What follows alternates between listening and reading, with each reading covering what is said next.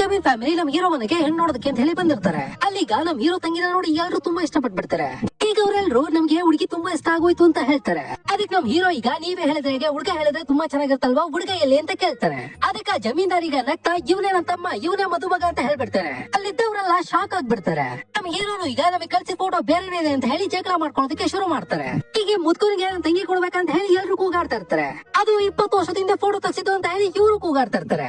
ಈಗ ನಮ್ hero friend ಜಮೀನ್ದಾರ್ಗೆ ನಿನಗೆ ಇಲ್ಲ ಒಬ್ಳು ಮಗಳಿದಾಳಲ್ವಾ, ಇಂಥವ್ರಿಗೆ ಕೊಟ್ಟು ಮದುವೆ ಮಾಡು ಅಂತ ಹೇಳಿದ್ರೆ ಮಾಡ್ತೀಯ ಅಂತ ಕೇಳ್ತಾನೆ. ಅದಕ್ಕೆ ಜಮೀನ್ದಾರಿಗ ಯಾವಳ ಅವಳು ಮಗಳು, ಅವಳು ನನ್ನ ಹೆಂಡತಿ ಅಂತ ಹೇಳ್ತಾನೆ. ಅದನ್ನ ಕೇಳಿಸ್ಕೊಂಡು ನಮ್ ಹೀರೋ ಫ್ರೆಂಡ್ ಫುಲ್ ಶಾಕ್.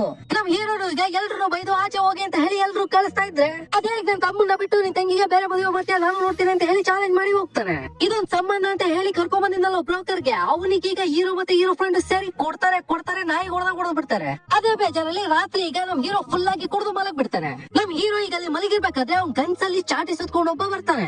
ಅವನೀಗ ಚಾಟಿ ಸುತ್ಕೊಂಡೆ ಆ ಬ್ರೋಕರ್ ಇವತ್ತು ರಾತ್ರಿ ಸತ್ತೋಗ್ತಾನೆ ಅಂತ ಹೇಳ್ತಾನೆ. ನಮ್ ಹೀರೋ ಈಗ ರಪ್ಪ ಅಂತ ಹೇಳಿ ಎಚ್ಚರಿಕೆ ಆಗ್ಬಿಡುತ್ತೆ. ಇದೇ ವಿಷಯನೀಗ ತನ್ನ ಫ್ರೆಂಡ್ ಹತ್ರ ಹೇಳಿದಾಗ ಆತರ ಎಲ್ಲ ಏನಾಗಲ್ಲ, ನೀನ್ ಮನೆಗೆ ಹೋಗು ಅಂತ ಹೇಳಿ ಕಳಿಸ್ತಾನೆ. ಆದ್ರೆ ಬೆಳಿಗ್ಗೆ ಈಗ ಅವರು ಬ್ರೋಕರ್ ಮನೆಗೆ ಹೋಗಿ ನೋಡಿದ್ರೆ ಅವನು ಹಾರ್ಟ್ ಅಟ್ಯಾಕ್ ಅಲ್ಲಿ ಸತ್ತೋಗ್ಬಿಟ್ಟಿರ್ತಾನೆ. ಈಗ ನಮ್ ಹೀರೋ ಫ್ರೆಂಡ್ ಅದೇಗೋ ಅಷ್ಟು ಕರೆಕ್ಟ್ ಆಗಿ ಹೇಳ್ದೆ ಅಂತ ಕೇಳ್ತಾನೆ. ಅದಕ್ಕೆ ನಮ್ ಹೀರೋ ಈಗ ಅವನಿಗೆ ಚಿಕ್ಕ ವಯಸ್ಸಾದ ಒಂದು ಫ್ಲಾಶ್ ಬ್ಯಾಕ್ ನ ಹೇಳೋದಕ್ಕೆ ಶುರು ಮಾಡ್ತಾನೆ. ಇವನು ಚಿಕ್ಕ ವಯಸ್ಸಲ್ಲಿ ಇದ್ದಾಗ ಇವನಿಗೆ ಒಂದಿನ ಮೈ ಹುಷಾರಿರಲ್ಲ. ಇವನಲ್ಲಿ ಈಗ ಸಿರಪ್ ನೆಲ್ಲ ಕುಡಿದು ಮಲಗ್ ಬಿಟ್ಟಿರ್ತಾನೆ. ಅವತ್ತೆ ಮೊದಲನೇ ಸಲ ಈ ಚಾಟಿ ಆಡ್ಸೋನು ಒಂದ್ ಕನ್ಸಲ್ ಬಂದಿರ್ತಾನೆ. ಹಾಗೆ ಕನ್ಸಲ್ ಬಂದವನು ನಾಳೆ ನಿಮ್ಮಮ್ಮ ಸತ್ತೋಗ್ತಾರೆ ಅಂತ ಹೇಳ್ಬಿಟ್ಟಿರ್ತಾನೆ. ಅವ್ನು ಹೇಳ್ದಾಗನೆ ನೆಕ್ಸ್ಟ್ ಡೇ ಅವ್ರ ಅಮ್ಮ ಕಾಲ್ ಜಾರಿ ಕೆಳಗಡೆ ಬಿದ್ದು ತಲೆ ತುಂಬಾ ಹೊಡ್ತಾ ಬಿದ್ದು ಸತ್ತೋಗ್ಬಿಟ್ಟಿರ್ತಾಳೆ. ಅದಾದ್ಮೇಲೆ ನಮ್ ಹೀರೋ ಈಗ ಸ್ಕೂಲ್ ನಲ್ಲಿ ಒಂದು ಹುಡುಗಿನ ಲವ್ ಮಾಡ್ತಾ ಇರ್ತಾನೆ. ಆದ್ರೆ ಆ ವಿಷಯ ಅವಳಿಗೆ ಹೇಳೋದಕ್ಕೆ ಧೈರ್ಯ ಸಾಕಾಗ್ತಾ ಇರಲ್ಲ.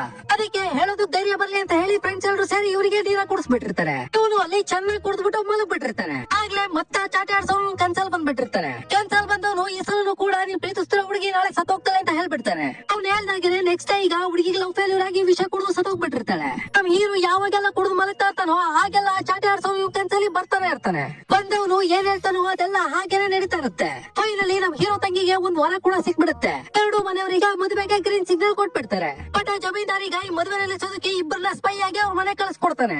ಎಂಗೇಜ್ಮೆಂಟ್ ದಿನ ಮದುಮಗ ಹೊರಗಡೆ ಬರ್ತಾ ಇರ್ಬೇಕಾದ್ರೆ ಬೇಕಂತಲೇ ತಲೆನ ಬಾಗಿಲಿ ಕೂಡಿಸಿ ಈ ತರ ಮದುವೆ ಆಗೋದಿಲ್ಲ ಆದ್ರೆ ಒಳ್ಳೇದಾಗೋದಿಲ್ಲ ಅಂತ ಹೇಳಿ ಬತ್ತಿ ಇಟ್ಬಿಡ್ತಾರೆ. ಇನ್ನೊಂದ್ ಕಡೆ ಹುಡುಗ ನಮ್ಮ ಮಂಟಪದಲ್ಲಿ ದೀಪ ಅಂಟಿಸ್ತಾ ಇರ್ಬೇಕಾದ್ರೆ ಇವ್ರು ಹೋಗಿ ದೀಪ ಹಾರಿಸಿ ನೋಡಿ ಅಮ್ಮ ಅಪಶಕುನ ಅಂತ ತೋರಿಸ್ತಾರೆ. ಅಲ್ಲಿಂದ ಈಗ ಎರಡು ಕುಟುಂಬದವರು ತಟ್ಟನ ಬದಲಾಯಿಸ್ಕೊಳ್ತಾ ಇರ್ಬೇಕಾದ್ರೆ ಬೇಕಂತಾನೆ ಒಂದ್ ಸಿರೆಗೆ ಬೆಂಕಿ ಇಟ್ಬಿಡ್ತಾರೆ.